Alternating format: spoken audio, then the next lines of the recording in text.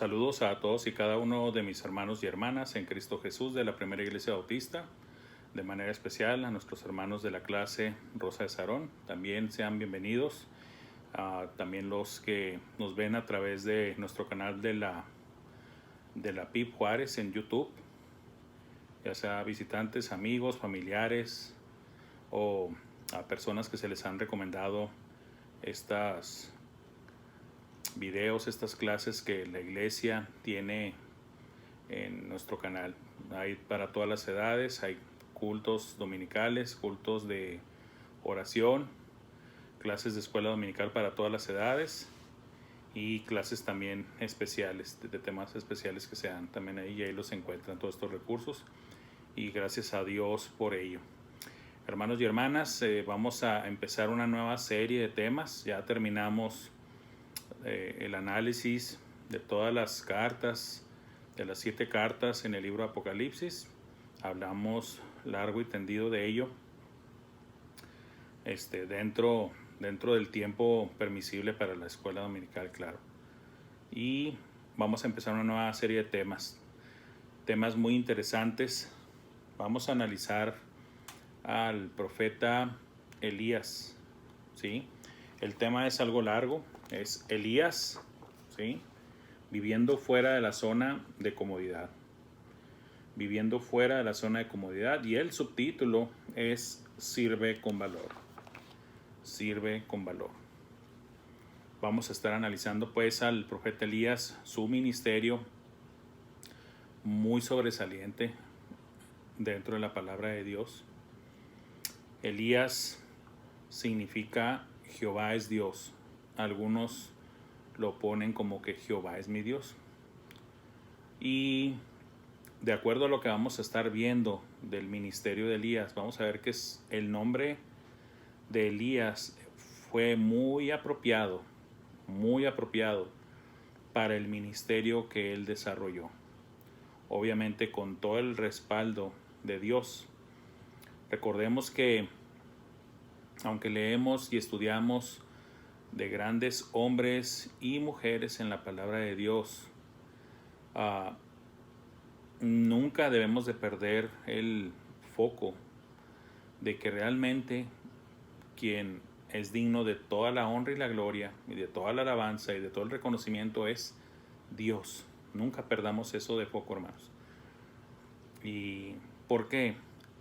Porque sí es cierto que al que honra, honra y reconocimiento, reconocimiento. O sea, yo lo acabo de decir ahorita, fue un grande profeta, muy destacado.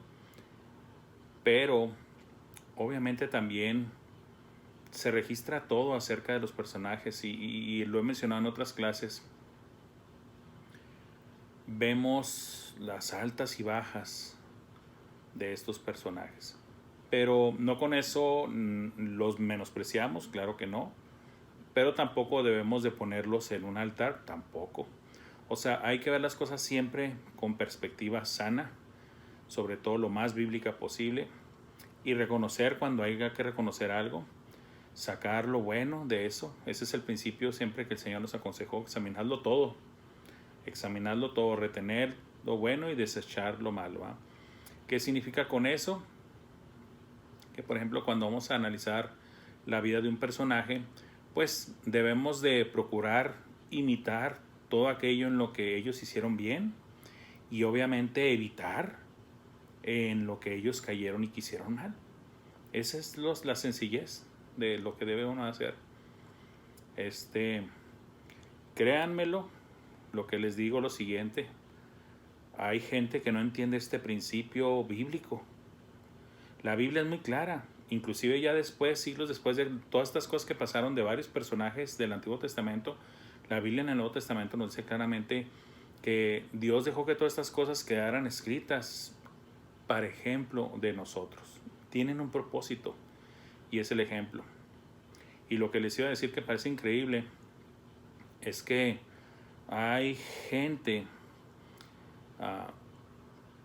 pues que se autodenomina gente de Dios o se autoproclaman cristianos y que tuercen las escrituras y que inclusive hacen cosas mal y creen cosas mal y promueven cosas malas, basándose precisamente en cosas que los personajes como profetas o siervos de Dios hicieron mal, pero dicen, no, es que está en la Biblia, y mira, fulano hizo esto y pues se puede hacer esto. Como por ejemplo los que salen con la tontería de que Dios promueve y permite la poligamia, por decirlo así. Y usted tal vez diga, ay, hermano, ¿a poco hay grupos que van a estar agarrando las cosas malas para promoverlas como buenas? Pues sí, sí los hay, sí los hay. Hay un grupo que se autodenomina cristianos que personalmente y muchos creemos que definitivamente no lo son. De hecho, están en la categoría de secta y promueven la poligamia. Aunque oficialmente van a decir que no, pero en la vida real y práctica de su religión sí promueven la poligamia. Y se basan en que no, pues Salomón tuvo 1000 mujeres, ¿verdad? 700 esposas, 300 concubinas. David también tuvo varias mujeres. Jacob, y citan personajes bíblicos, pero lo que no entienden y no han estudiado bien, obviamente, es que sí, todo eso está registrado ahí, pero hay enseñanzas, hay principios de Dios, hay fundamentos de Dios, hay estatutos de Dios, que a pesar de que esas cosas están ahí, pues precisamente están ahí porque Dios tiene que enseñar cosas precisamente tanto de la buena etapa de los personajes como la de la etapa no tan brillante de ellos. ¿Y para qué? Vuelvo a repetirlo, para ejemplo de nosotros, para lección de nosotros. Y bueno, eso es lo que vamos a hacer con la vida de Elías. Vamos a tratar de sacarle provecho a las muchas cosas que él actuó bien. Claro que lo vamos también a ver en su humanidad, que si cometió errores, también claro, él cometió errores. De hecho, creo que es Santiago el que dice claramente que Elías era un hombre sujeto a pasiones como las nuestras. Y eso es la realidad, como les menciono yo. No debemos ver los personajes como sobrehumanos. No hay tal cosa. No hay tal cosa. Los personajes bíblicos, refiriéndome a los hombres y mujeres en la historia de salvación de Dios, que es la Biblia, no los debemos de ver como que son superhombres o supermujeres. No es así. Todas las cosas bíblicamente en su lugar, para precisamente no caer en el error que han caído muchos, en torcer las escrituras, tal y como lo dice la palabra de Dios. Y bueno, sirve con valor, dice nuestra lección.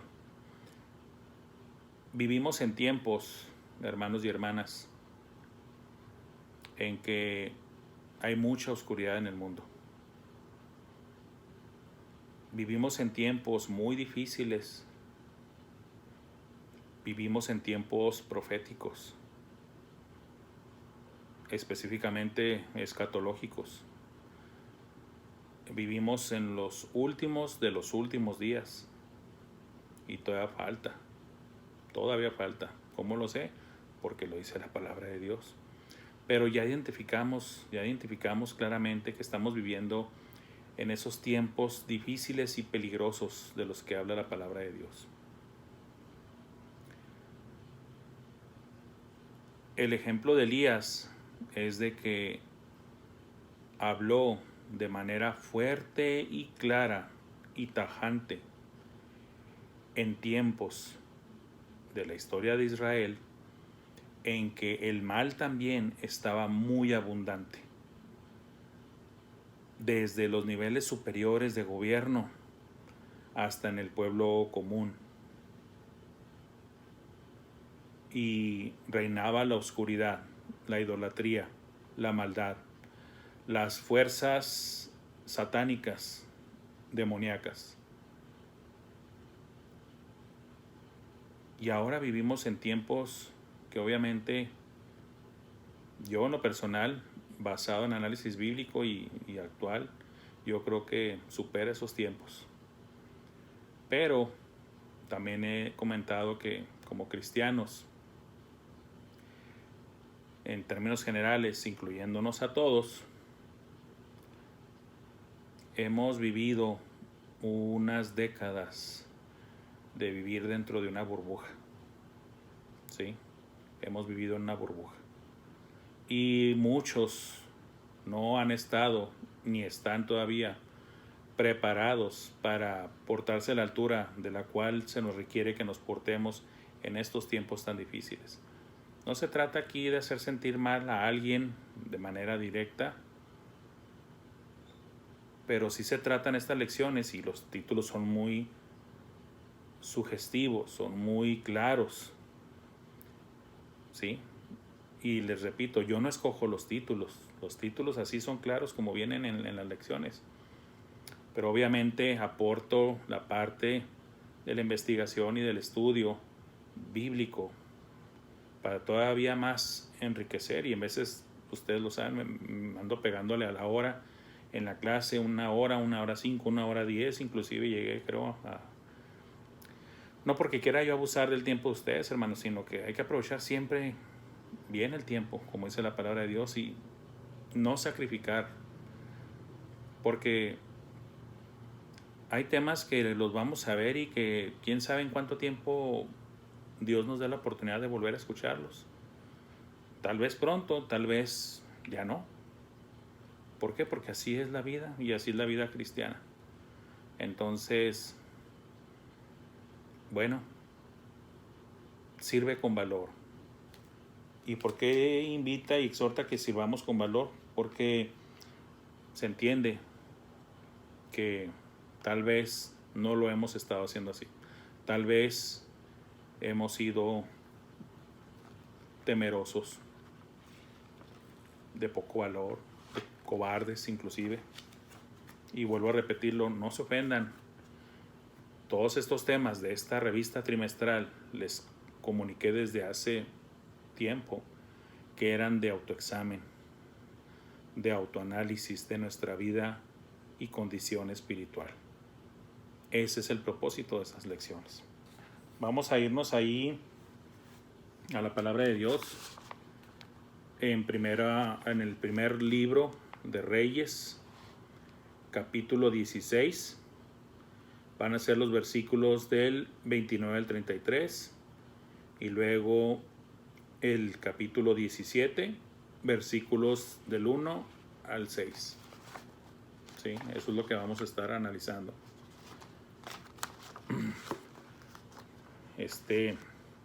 Llevo estos minutos de introducción y espero lograr que Dios me dé la capacidad de lograr condensar muchas cosas que quiero mencionarles para enriquecer el trasfondo de lo que vamos a ver aquí. No solamente porque obviamente versículos que se leen muchas veces se entienden mejor cuando ya leíste los capítulos anteriores, los libros anteriores, o inclusive también los de después. O sea, cuando ya leíste y estudiaste todo el contexto, inclusive hasta a nivel bíblico, no solamente de capítulo o de libro o de Antiguo o Nuevo Testamento, sino el completo.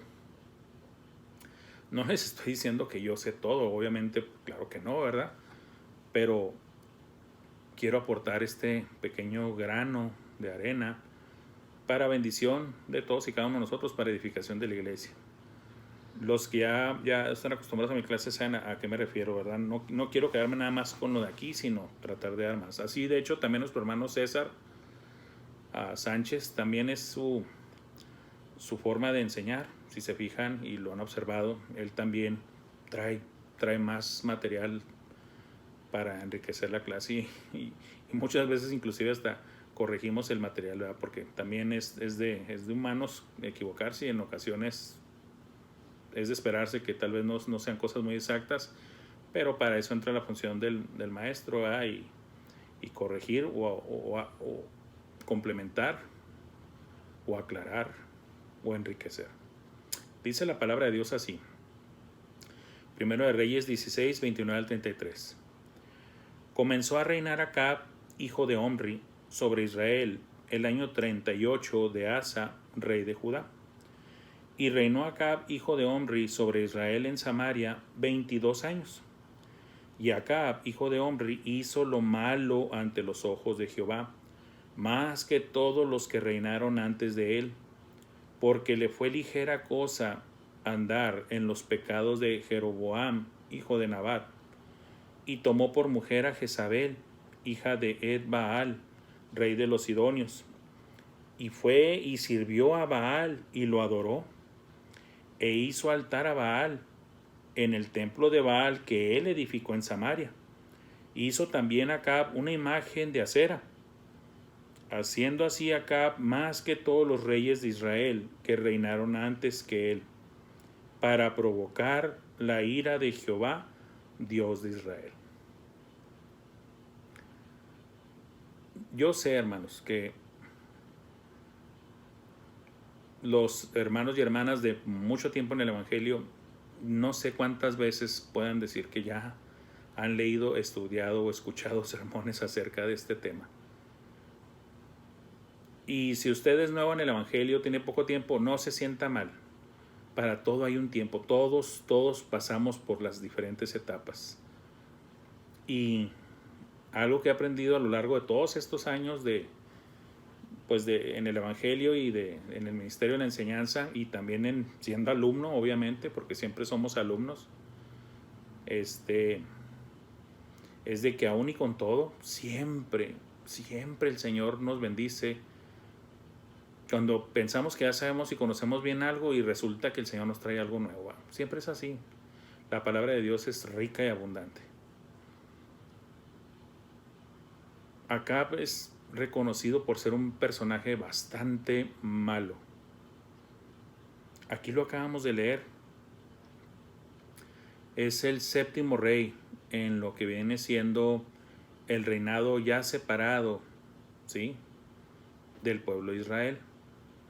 ¿A qué me refiero con eso? Bueno, ustedes saben que pues lo tenía unificado David, y lo tuvo unificado también todavía Salomón, hijo de David, pero ya estaba determinado por las fallas y errores que cometieron de que el reino se iba a dividir. Ya no iba a ser todo un solo Israel, sino que se dividió básicamente en el reino del norte y en el reino del sur, siendo en el reino del norte incluidas 10 de las tribus de Israel, y en el sur 2, siendo la principal en el sur Judá, y a todas las otras 10 en el norte se le denominaban lo que es Israel, cuando antes de eso Israel era todo Israel, incluyendo Judá y todo lo demás. Pero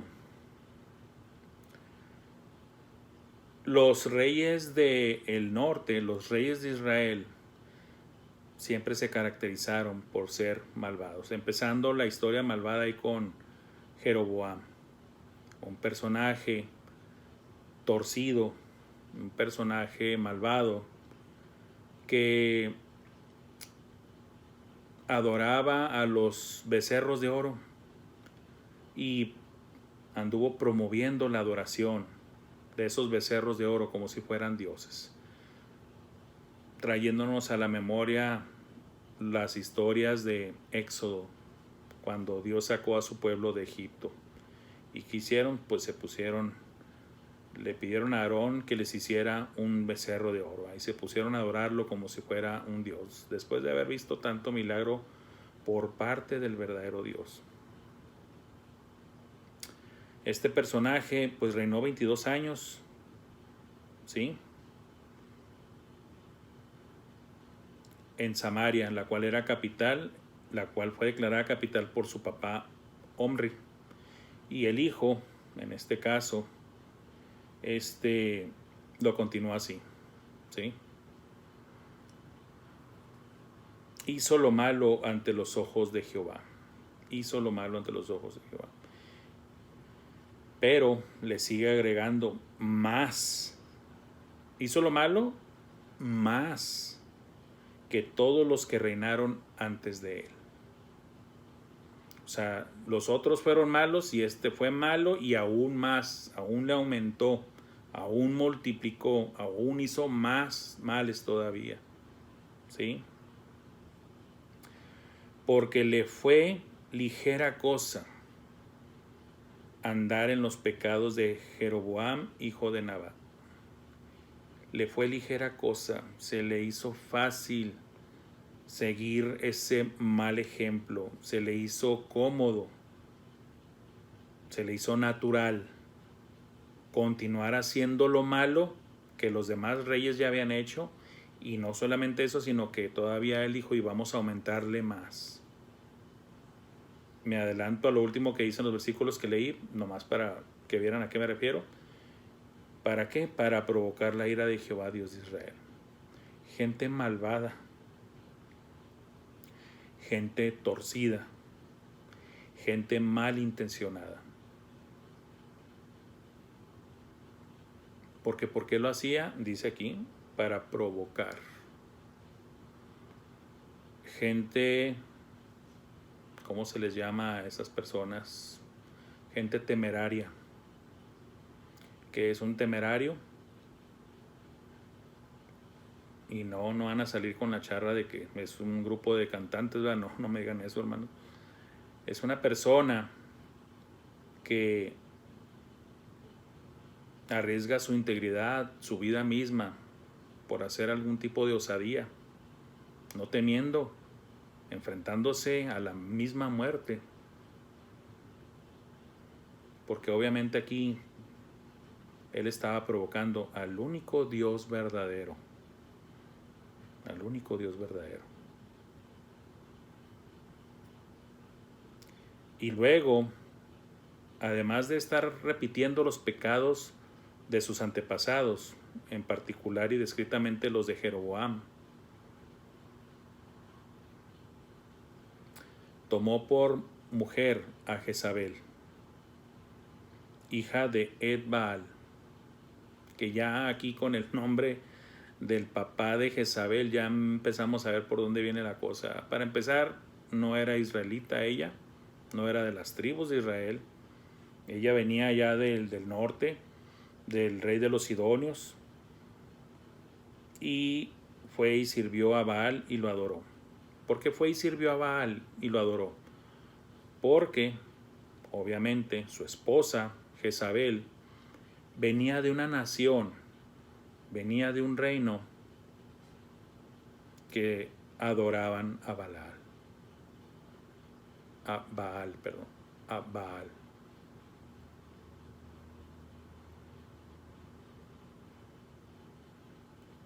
Y como enseña la palabra de Dios en el ejemplo del propio Salomón, ¿sí? Y también se puede ver en el ejemplo inclusive de Jacob y en otros personajes sobresalientes bíblicos. Se puede ver esto,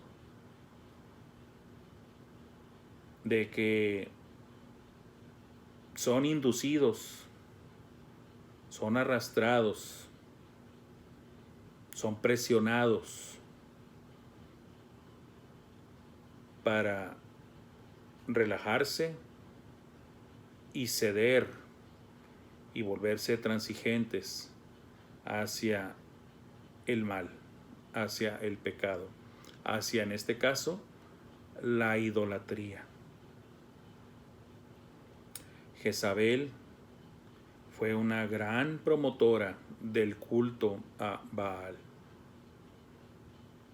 Una mujer que usted y yo sabemos, hermanos y hermanas, malvada hasta los huesos. Yo me atrevería a decir, basado en el análisis bíblico, que poseída, endemoniada, y no creo equivocarme. ¿Sí? Son deducciones bíblicas que saca uno por el estudio de temas bíblicos y dice uno, para que una persona lleve a tal estado así, y estando meramente metida en un culto que podemos decir abiertamente ahorita, decir que es satánico, aunque en el contexto estás hablando de Baal, ahorita les explico un poquito más de eso, pues realmente llegas a estas conclusiones. Y fue y le sirvió y le adoró. Comenta el autor una cosa interesante, de que los reyes pasados no fue Acab quien introdujo a Baal, ni tampoco lo fue Jezabel quien introdujo a Baal en el pueblo de Israel. No, ya había antes, pero ellos vinieron y le dieron mucho impulso, lo volvieron religión, lo institucionalizaron, de tal manera que Acab le construye un templo y levanta un altar para ese falso Dios. Ya está con todo su poder de gobierno metiendo recursos para que se formalice y se vuelva una institución organizada y desplegada a través del país para este falso Dios. Por eso dice la palabra aquí que él hizo todavía mucho más mal que los otros.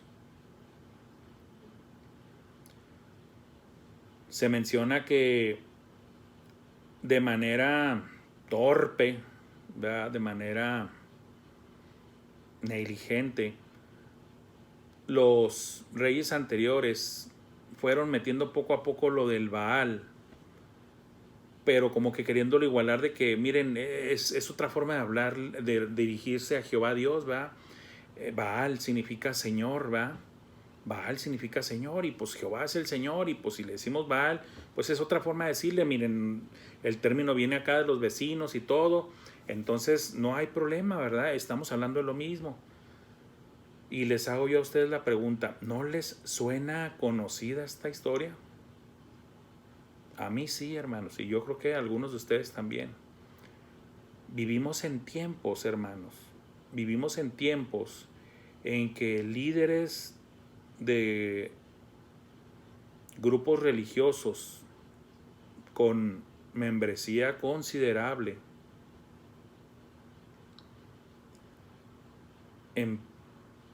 empiezan desde tiempo atrás a promover, por congraciarse, por transigir con el mundo. ¿Y el mundo a quién pertenece?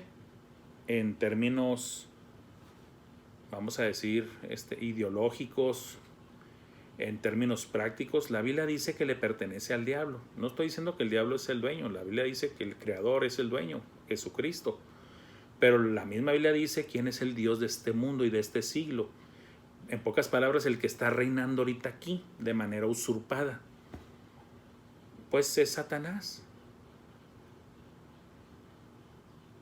Y cuando digo que están negociando con el mundo, es que están negociando con el diablo. Están metiendo herejía, están introduciendo doctrinas de demonios al decir lo siguiente, que todos los caminos de que todas las religiones y de que todas las creencias, independientemente del nombre que tengan, a fin de cuentas llevan a Dios. Y yo sé que si ustedes son de los que leen noticias internacionales, en periódico, ya sea de papel o vía electrónica, en página web, modernos como quieran, o a la antigüita como ustedes gusten, o en artículos de revistas, o en noticias en la televisión, o en el mismo internet, van rápidamente a recordar, ¿verdad?, quién anda promoviendo ese tipo de enseñanzas. ¿Sí? No quiero hacer el tema ahorita controversial, pero sí estoy diciendo lo que están diciendo.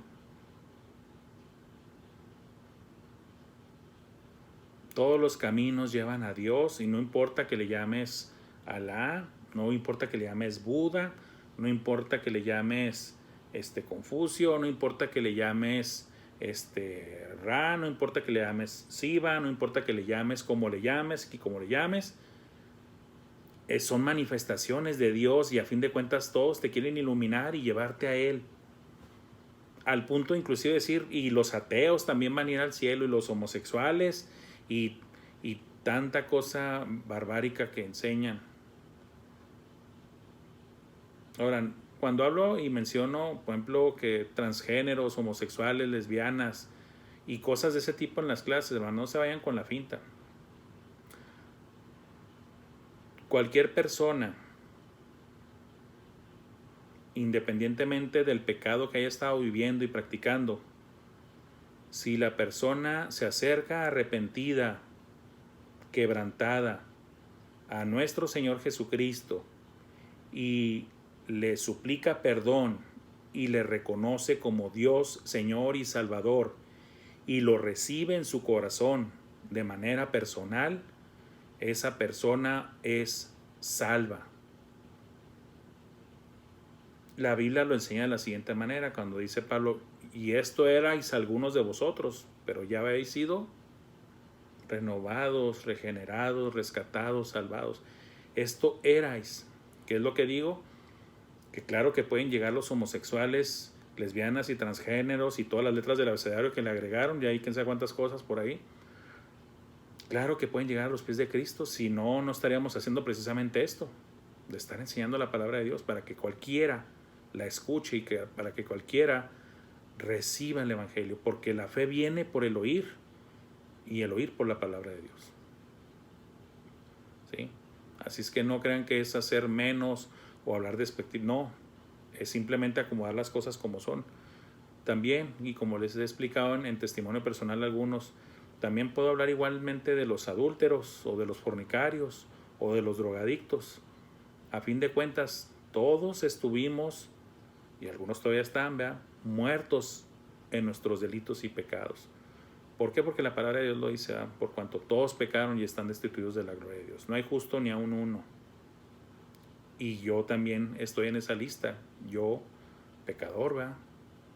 Pero por la gracia de Dios, ahora ya soy un pecador perdonado y redimido, ¿verdad? Por gracia de Dios, no porque hubiera mérito alguno en mí. Y sé que lo mismo pueden decir todos mis hermanos. ¿Qué estamos diciendo con esto? Que estamos igualando de que en este tiempo en el que va a entrar Elías en acción, en la escena, es en un tiempo en el que inclusive se rebasó esta situación. ¿A qué me refiero? Que aquí nos aclara que Acab hizo inclusive aún más mal que los demás. ¿Por qué? Porque él ya se descaró, ya no suavizó la píldora, no la endulzó, no la disfrazó, como que queriendo engañar al pueblo y confundirlo, de que usted sigue adorando a Jehová, hombre, aunque diga Baal. No, este sí ya pintó la raya y dijo Baal es este Dios, ¿verdad? Y Jehová es, dicen que era nuestro Dios aquí antes, ¿verdad? ¿Y qué logró con esto? Provocar la ira de Dios. Y su mujer, no se diga, era una maligna, una mujer torcida, endemoniada, como les dije. Una mujer malvada en toda la expresión de la palabra. ¿Sí? Y hizo también acá una imagen de acera, haciendo así acá más que todos los reyes de Israel que reinaron antes que él. Y empieza aquí algo que, como les dije, a lo mejor se los trato de resumir rápido. Cuando hablamos de dioses ajenos, siempre a lo largo de la historia, entra este binomio de idolatría, el binomio de la adoración de la madre y del hijo, de la virgen que concibió a un hijo, ¿verdad?, de manera milagrosa, y se le adora tanto a ella como al hijo. Esto viene desde la misma Babilonia, con Semiramis, la cual fue esposa de Nimrod. ¿Sí? Una mujer promiscua. Se muere Nimrod, pero ella está embarazada de sus adulterios, y para que no le hagan nada malo de decir, pues como que se muere el rey Lot, tú resultas embarazada, pues entonces fuiste infiel y la linchan o algo, ¿eh? Ella inventó el cuento de que Nimrod se volvió o renació como el dios Sol, y que sus rayos la alcanzaron y la tocaron y la embarazaron, y que ese hijo nació de ahí, llamado Tamuz, y que prácticamente Tamuz era una reencarnación, ¿ve?, de este Dios. y que por lo tanto era milagroso su nacimiento. Y desde ahí, desde Babilonia, empieza este sistema falso, satánico de religión. Y todos sabemos la historia alrededor ahí de Nimrod, ¿verdad? Y la torre de Babel, y que después Dios destruye la obra de ellos, dándoles un diferente lenguaje a cada uno de ellos y provocando la confusión a través de los lenguajes, de la lengua, no pudiéndose entender entre ellos, y los dispersa. Se ven forzados a dispersarse en el mundo, pero ya se dispersaron con todo este conocimiento idolátrico de la adoración a la mujer virgen que tuvo al Hijo Dios. Y esta idolatría, este binomio de Semiramis y Tamuz, se esparce por el mundo y se conoce en diferentes partes del mundo a través de lo largo de la historia con diferentes nombres. Nombres que, por ejemplo, aquí en este caso hablas de Acera, o también conocida como Astarot, como Astarte, como Ishtar, y se da el binomio en Egipto como Isis y Horus, y aquí lo vemos precisamente como Baal y Acera, el binomio satánico de la adoración de la mujer y el hijo. Y otros nombres, podemos hablar ya de nombres griegos y nombres romanos, podemos hablar de Afrodita y de Eros, podemos hablar de Venus y Cupido, y podemos hablar de Ishtar, como lo mencioné, de Cibeles, y de tantos nombres, de Diana, diferentes nombres representando aquellas mismas deidades falsas, antiguas. En pocas palabras, el sistema satánico babilónico, que también viene registrado en el libro de Apocalipsis y que te lo dice claramente que es antiguísimo, por eso se le llama Babilonia. Y que como todo poder terrenal, se puede ver que se va expandiendo y moviendo a otros lados, que así pasaba con los imperios, nomás que este era un imperio satánico religioso, ¿sí? Un sistema religioso falso, satánico, promovido, esparcido en todo el mundo con toda la intención satánica, obviamente, bajo diferentes nombres. Inclusive en México se han encontrado figurillas de la madre y el hijo, y cosa curiosa, 200 años antes de Cristo. Y este es otro tema muy interesante que no quiero caer en la tentación de pues, cuándo fue descubierta América, entonces olvídenlo. O sea, esos son todos esos son falacias, ¿verdad? Son cuentos, ¿verdad? Es un tema muy bueno, ¿eh? y es muy conocido, pero se quedan ya cosas establecidas como historia y ahí se dejan ya como formalizadas, pero la evidencia arqueológica siempre viene y dice, ¿sabes qué? Pues no checa con la historia formal, ¿verdad? Oficial, ¿verdad? Esto es evidencia de estas otras cosas. Pero les digo una cosa, no deberíamos de nosotros como cristianos alarmarnos con esto, porque la Biblia te dice todas estas cosas. La Biblia te dice que fueron esparcidos. Dios los confundió en la Torre de Babel. Y la Biblia te dice también que la tierra fue dividida. Creo que en los tiempos de Peleg, en los tiempos de Peleg la tierra fue dividida. Los científicos dicen es que antes era un solo continente. Pues la Biblia también te dice que había una sola masa de tierra y que después fue dividida, ¿verdad? Todo eso está en la Biblia, hermanos. Todo eso está en la Biblia.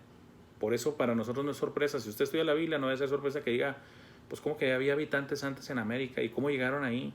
Y empiezan con teorías de que no, que por el estrecho de Berín, que esto y que lo otro. Pues miren, la cosa es de que la Biblia dice que lo sabía y se dispersaron y que quedaron en diferentes territorios, pero que ya se llevaron, ahora sí, la base religiosa falsa babilónica. Entonces va a entrar a la escena aquí Elías, que definitivamente entra y pelea contra este trono de Satanás que se cambió de lugar a las diferentes partes del mundo. Si recuerdan y lo vimos en el análisis de las cartas de Apocalipsis, también vemos un lugar donde dice Dios, yo sé dónde moras, donde está el trono de Satanás. ¿Por qué? Porque la sede satánica se mueve, pero se le llama de un solo nombre, porque ese es el nombre origen, donde nació, donde empezó, Babilonia. ¿Sí? No importa que se haya movido, no importa que se haya brincado en diferentes lugares con diferentes nombres, sigue siendo de raíz el mismo sistema satánico. Primera de Reyes 17:1 dice así: entonces Elías Tisbita, que era de los moradores de Galaad, dijo a Acab: vive Jehová, Dios de Israel, en cuya presencia estoy, que no habrá lluvia ni rocío en estos años, sino por mi palabra. Es en este gobierno y ambiente idolátrico satánico, obscuro en la historia de Israel, en el que Dios levanta a su siervo Elías. Jehová es Dios. ¿Sí? El nombre contraído de Elaya. El Ya viene siendo la contracción del nombre de Jehová que aparece en el Antiguo Testamento como Ja. ¿Sí? Como el nombre de Jehová en cortito, Ja. Jehová es Dios. ¿Sí? Porque ya sabemos que de Elí significa Dios. Elí, Ja. Jehová es Dios. Y el ministerio les comenté que era muy apropiado con el nombre porque esta pareja malvada hasta los huesos de Acab y Jezabel, hijos del diablo, ¿verdad? Promoviendo esa falsa religión babilónica del binomio satánico, que también ahora hay una adoración muy popular en el mundo, ¿va? De la mujer y el hijo, ¿va? Usted dedúzcalo fácilmente, no necesita mucho para llegar a la conclusión de dónde es. Y diciendo ellos: este es Dios, Baal. Y esta es la reina del cielo, otro nombre de Acera o Astarte, ¿verdad? ¿Le suena conocido? Y el propio nombre de Elías viene y les dice: Jehová es Dios, no tus falsos dioses, Jehová es Dios. Entonces Elías Tisbita, que es discutido, dicen que de dónde salió Elías, pues de Tisbita. Dicen que Tisbe no se localiza en los mapas, pero obviamente se conoce el nombre pues por las tradiciones muy probablemente orales y todo eso. Y por ejemplo el autor dice: pues es que no se puede decir que existía o no. Normalmente en la Biblia se hablaba de los personajes acompañados de su nombre con el lugar de origen. Eso es típico en la Biblia. Judas Iscariote, María Magdalena, por mencionar solamente algunos, ¿verdad? Elías Tisbita, de la parte de Galaad. Entonces, presumiblemente una ciudad llamada Tisbe, en la zona de Galaad. Entonces Elías Tisbita, que era de los moradores de Galaad, dijo acá: vive Jehová. Aguas aquí. Ya de entrada y tirando el zarpazo. Vive Jehová. Yo no vengo a hablar de un Dios muerto, de una estatuilla, de un pedazo de tronco tallado simbolizando un personaje femenino, porque así se representaba a Acera o a Astarte. Agarraban los troncos de los árboles y luego los tallaban y les daban medio figura ahí femenina y decían que esa era su deidad Astarte o Acera. Y como dice la palabra de Dios desde Deuteronomio y en otros pasajes, va hablando de los ídolos: tienen ojos y no ven, tienen labios o boca y no hablan, tienen pies y no pueden andar, tienen que ser llevados, como unas famosas procesiones actuales, ¿verdad? Tienen que llevar a su ídolo cargando, paseándolo por toda la colonia. ¿Por qué? Porque ese ídolo pues tiene figura humana, tiene ojitos, boquita, manos, pies, pero no puede andar, ni no puede hablar, ni no puede hacer nada, por eso tiene que ser llevado. Esa antigua idolatría de antes, todavía en los tiempos modernos, ¿verdad? Pero vive Jehová. O sea, nada que ver con tus ídolos y estatuillas muertos de falsos dioses. Vive Jehová Dios de Israel, en cuya presencia estoy. Y aquí estamos viendo obviamente todo el valor que adquirió Elías por la fe en Dios. ¿De dónde viene el valor en el cristiano? Si te vas a querer basar en tu estatura, en tus fuerzas, en tu fama, en tu nombre, olvídalo, vas a tronar.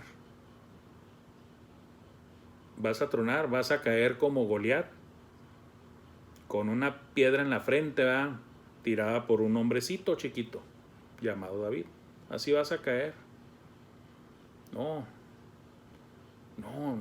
en el caso del cristiano y en el caso de los creyentes en Jehová, en el Antiguo Testamento, ese valor, esa seguridad y esa confianza, esa fe están fundamentadas en Dios. Y así debe continuar siendo todavía en el caso nuestro. El coraje, el valor, la valentía debe de venir de Dios.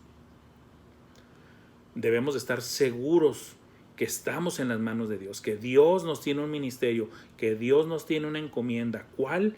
Y sigue siendo vigente, y es esta. Así como Elías habló en una generación perversa y malvada, promoviendo el culto satánico bajo diferentes nombres y diciendo estos ídolos son nuestros dioses, y llegar tú y decir no, vive Jehová. El equivalente ahorita a nosotros, vive Jesucristo, el verdadero Dios. Y estas frases no son mías, son tomadas de la Biblia. Cristo es nuestro verdadero Dios, Señor y Salvador. Y menciono las tres para no despedazarlo y caer en una actitud sectaria, que nomás quiero llamarlo mi Salvador. ¿Va?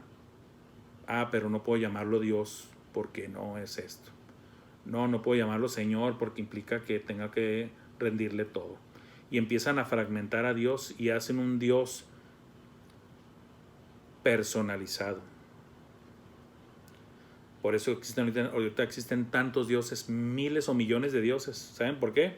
Porque hay miles o millones de personas que tienen su propio Dios personalizado, fabricado por ellos. Yo quiero que Dios sea así, así, así, así, con este Dios me quedo.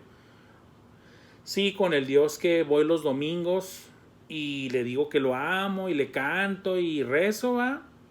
Pero nomás el domingo, pero en el sábado y el viernes y en el jueves, déjame mi pachanga, déjame hacer esto, déjame hacer el otro, y en los otros días de la semana déjame ver mujeres con codicia lujuriosa, o déjame drogarme, o déjame ponerle el cuerno a mi esposa o a mi esposo, o déjame hacer todo esto, pero el domingo ahí sí te toca la adoración.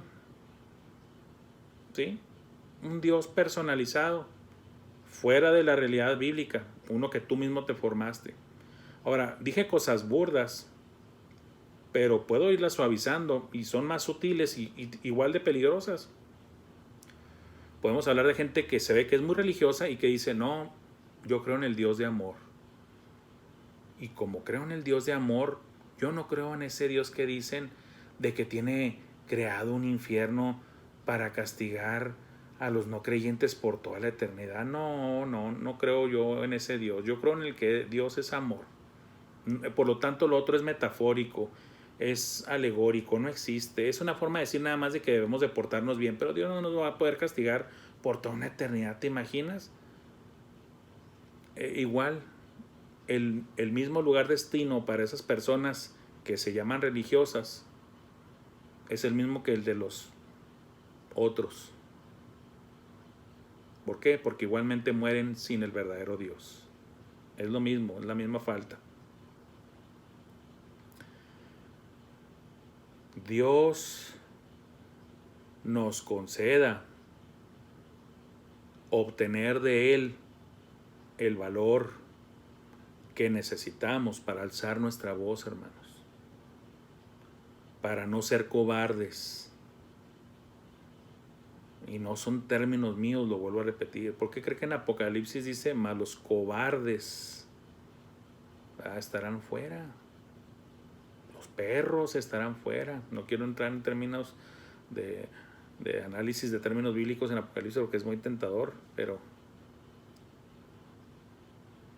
Cristo lo dijo de muchas maneras. Lo dijo así en Apocalipsis como la palabra cobardes. Los cobardes e incrédulos. Cobardes e incrédulos. Y cuando Cristo también dijo, el que me negare delante de los hombres, ¿por qué niegan? ¿Por qué niegan? Por cobardes, por falta de valor, por falta de valentía. Por eso se niega a Dios. Ahora, Dios tenga misericordia de nosotros y nos conceda ser valerosos, valientes, hombres y mujeres de Dios, que aunque cueste la vida,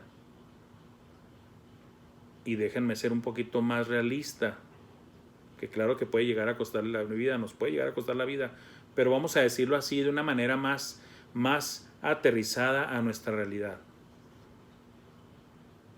Que no importa que me cueste mi trabajo, no importa que me cueste una amistad o el ser bienvenido en un club o en un círculo o de recibir ciertos beneficios,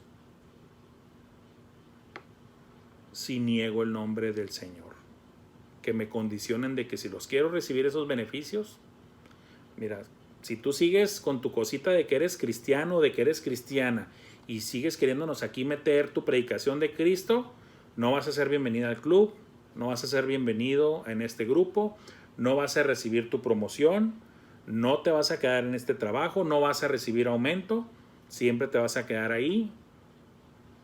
Entonces tú escoge, o ya le paras y le bajas a tu predicación de tu Cristo para recibir todos estos beneficios. Mira, vas a, pues, ¿qué más quieres? Aumento, posición, y les vas a caer bien a todos. Sí, puedes ser cristiano, sí, claro que puedes ser cristiano, nomás bájale. No nos estés predicando, no estés diciendo que nos vamos a ir al infierno.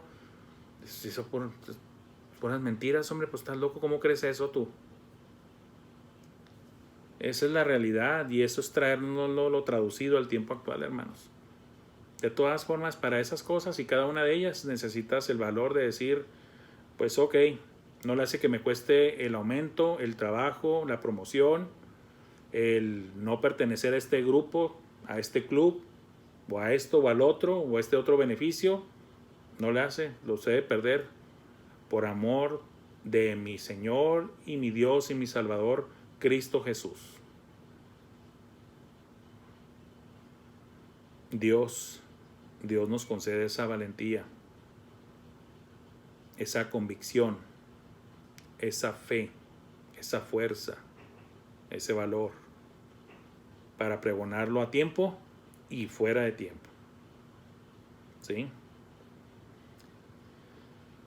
Cosa curiosa, la mitología de este falso dios llamado Balaal manejaba de que él moría cada año, de que Baal moría cada año y volvía a resurgir y renacer, y la evidencia de ello eran las lluvias. Entonces ellos creían que cuando ya venían las lluvias es que ya había renacido de nuevo Baal. Entonces, al decir Elías de que vive Jehová Dios de Israel, en cuya presencia estoy, que no habrá lluvia ni rocío en estos años, era un reto directo y en la cara contra esta falsa deidad llamada Baal, la cual era representada por Acab y de manera muy especial Jezabel. Era un reto cara a cara. Y este es el estilo de Dios, hermanos. Cuando analizamos la palabra de Dios, vemos que este es el estilo de Dios. Las plagas de Egipto para sacar a Israel de la esclavitud de Egipto, cada una de esas plagas era una restregada en la cara contra cada una de las deidades que tenían los egipcios. es la forma de Dios de decir, tu Dios de esto, déjame lo pongo en su lugar a tu Dios, a ver qué puede hacer contra mí, que soy Jehová, único y verdadero Dios. Tú dices que Baal es el que trae las lluvias, que así renace y resucita.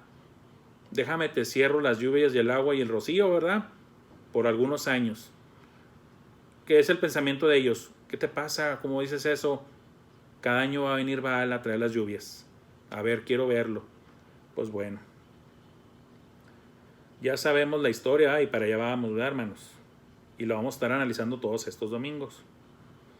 No va a haber lluvia en todos estos años, sino por mi palabra. Oh, ¿era la palabra de Elías? Sí, era la palabra de Elías que le fue dada por Dios. Dios le dijo, diles esto. Lo único que estaba haciendo Elías es, diles esto.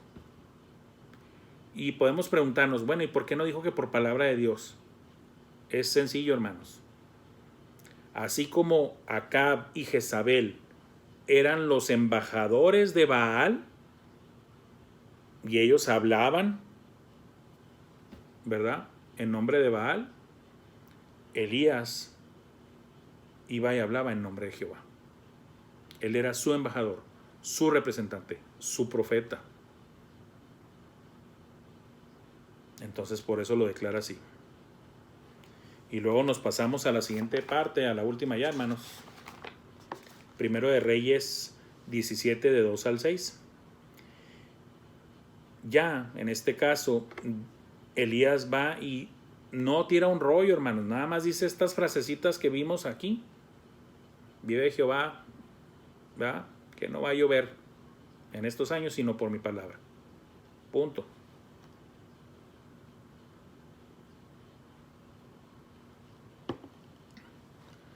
Y sale de la escena. Y Dios, habiendo ya cumplido este propósito con Elías, en partes obviamente, porque todavía falta mucho, pero ahí ya de que ve y preséntate, ¿verdad?, y diles esto, ¿verdad?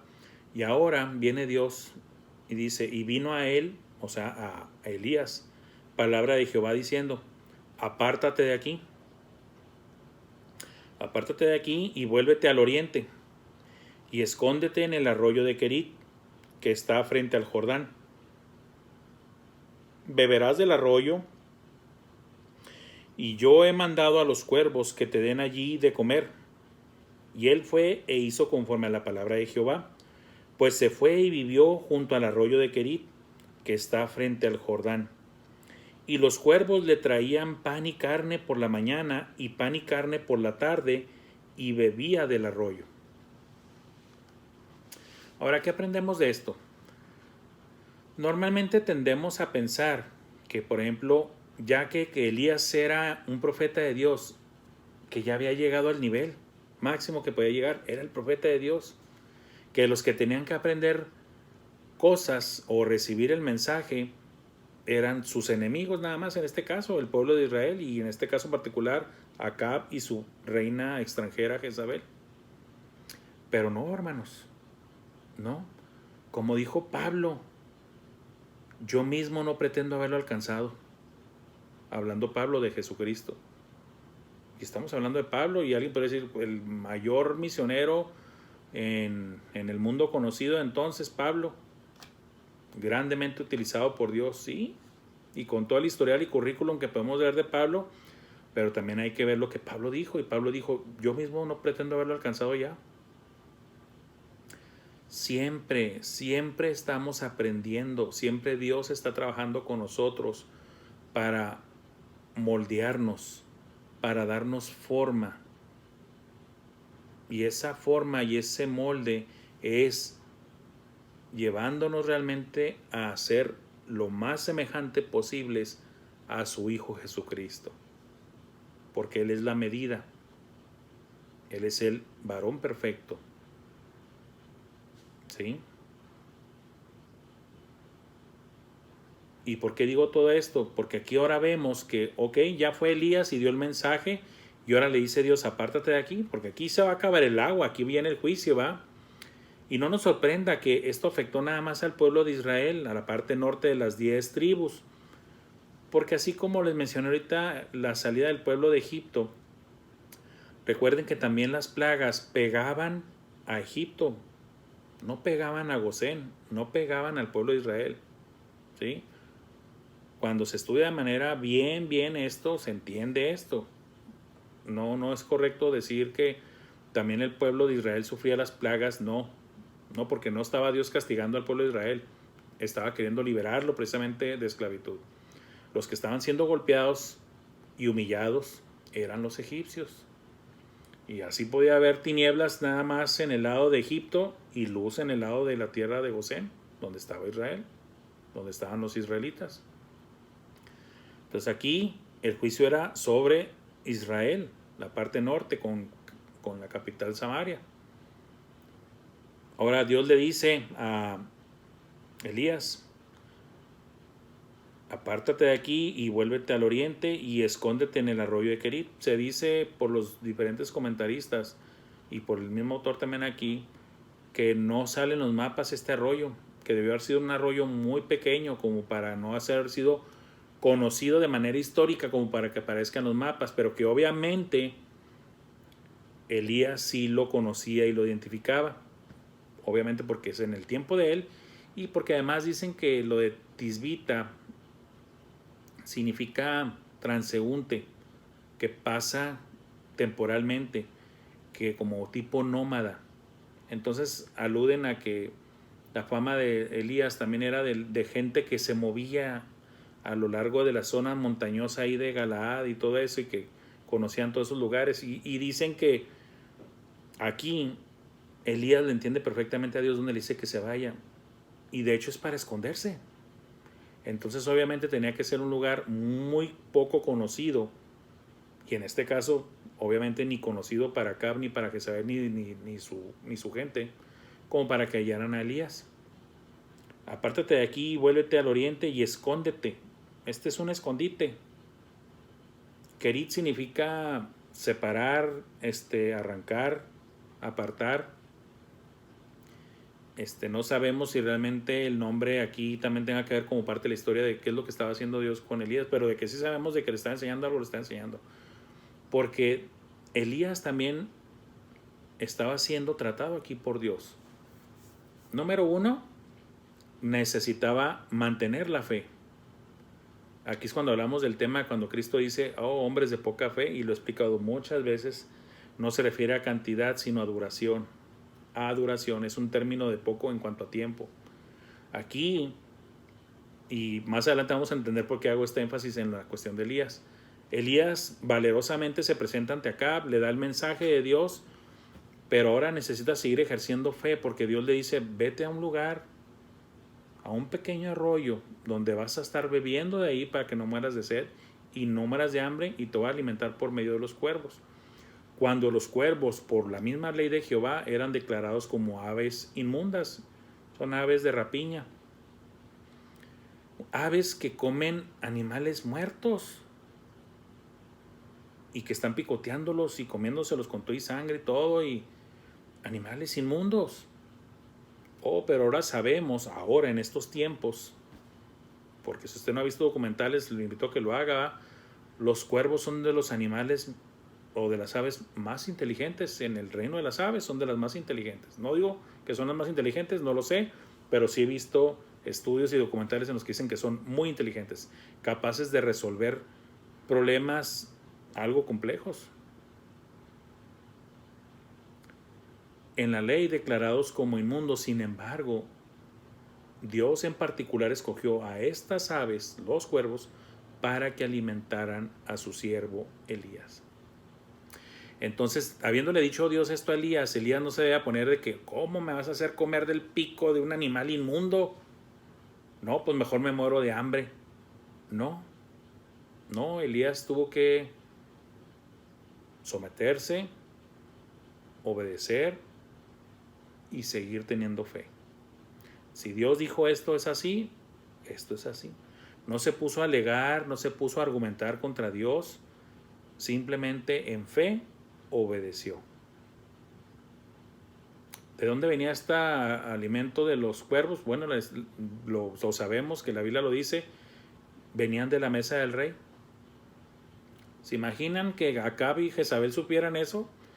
que ¿por qué están entrando los cuervos aquí y agarrando la carne y la comida? Que supieran que se lo estaban llevando Elías, imagínense, se hubiera dado el patatús, ¿verdad? Se hubieran muerto del coraje antes de que cualquier otra cosa, pero bueno, así es Dios, así trabaja Dios. Dios tiene recursos inagotables. Y así realmente estuvo Elías: beberás del arroyo y yo he mandado a los cuervos que te den allí de comer, allí. No pudo, o sea, Elías pudo haber dicho, oye, ¿por qué no me mandaste mejor en una playita, algún lugar más suave, más cómodo?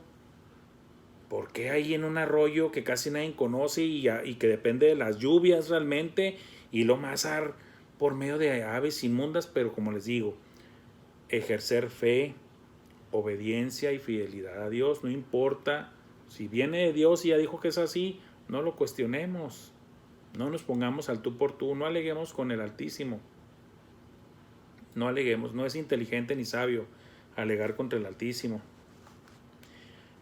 Y él fue e hizo conforme a la palabra de Jehová. Conforme a la palabra, o sea, así como Dios dijo, así lo hizo. Si Dios dijo que así lo hiciera, así lo voy a hacer. Que me tengo que ir a meter ahí, que tengo que dejar que me alimenten los cuervos, que me alimenten los, aunque sean aves, y no lo cuestiono. Si Dios dijo que me van a comer los cuervos, que me den de comer los cuervos. Dios sabrá su asunto. Yo nada más tengo que escucharlo y obedecerlo, creerle, confiarle. Y los cuervos le traían pan y carne por la mañana y pan y carne por la tarde, y bebía del arroyo. Su comida completita va, su carnita, su pan y su bebida ahí en el arroyo.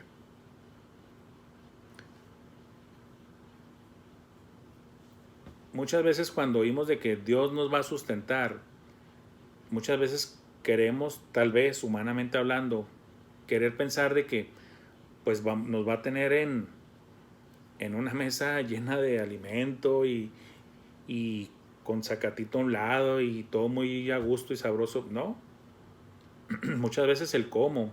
Dios es muy particular en eso. Él promete sustentar, sostener, alimentar. Pero en este caso Elías lo hizo, sí, lo cumplió, sí, pero ¿cómo lo hizo? El agua la vas a tomar del arroyo y el pan y la carne va a venir a través de cuervos. ¿Incumplió Dios su palabra? No, Dios no la incumplió, Dios la cumplió, le dio de comer y le dio de beber. No en una mesa lujosa, no en una casa apartada ya en un bosque bien sabroso, o en una playa, o en un mejor lugar ahí en pleno, no, donde simplemente Dios le dijo. ¿Ahí de qué se trataba? De sobrevivir y de crecer en fe en Dios, porque lo que tenía que hacer era teniendo fe, era la única forma de hacerlo. Bueno, hermanos, este es el Elías que estamos estudiando. Ahora, ¿qué tiene que ver todo esto con el título? Pues lo que les estoy diciendo.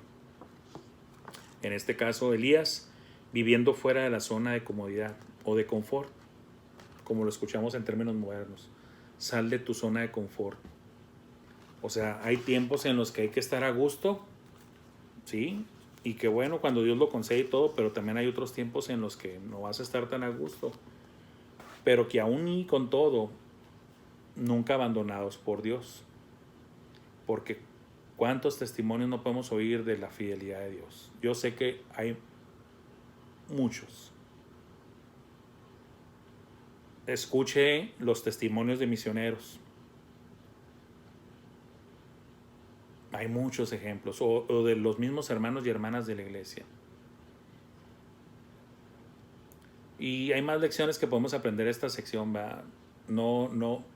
Acab no debe haber sido, y disculpen que lo diga así, un mandilón que se puso nomás a hacerle caso a su mujercita para que hiciera todas las maldades que ella quisiera y cumplirle todos los caprichos que era. Eso es un ejemplo antibíblico de lo que no se debe hacer, ¿verdad? No debe haber hecho lo malo, no debe haberle copiado lo malo a sus antecesores. No tienes por qué estar repitiendo y perpetuando los mismos errores cuando Dios en su palabra te dice muy claro, tú sígueme. No, pero es que lo digo, hermanos, porque ahora muchos dicen, no, pues es que es la fe que mis papás me heredaron. Pues sí, pero te heredaron una fe mala, torcida. Ay, ¿por qué dices eso? Porque eso dice la Biblia, no lo digo yo. Ve, checa la Biblia y vas a ver que no checa con tu fe. Tu fe está torcida, está mala, está defectuosa. pero es que me lo heredaron. Sí, hay herencias malas, ¿verdad? ¿Significa que te tienes que morir con esas herencias? No, significa que te tienes que leer la palabra y si ves que algo está mal, cámbialo. Pues es que me va a costar, claro. Claro que te va a costar. Claro que nos va a costar. Como lo mencioné. Puede costarte inclusive hasta la misma vida. Pero si no es así, a lo mejor es el trabajo, una posición, un lugar, un estatus, una fama, lo que sea. Ahora, no es en nuestras fuerzas, lo repito, es en las fuerzas de Dios. Dios nos fortalezca, Dios nos bendiga, Dios nos ayude, hermanos, a vivirlo, a hacerlo así, con valor, así como lo hizo Elías en su momento. Hermanos, bendiciones, 1 hora 10 minutos, pero espero que sí sea de bendición todo esto que vimos. Dios me los bendiga y gracias por su paciencia. Hermanos, Dios me los bendiga.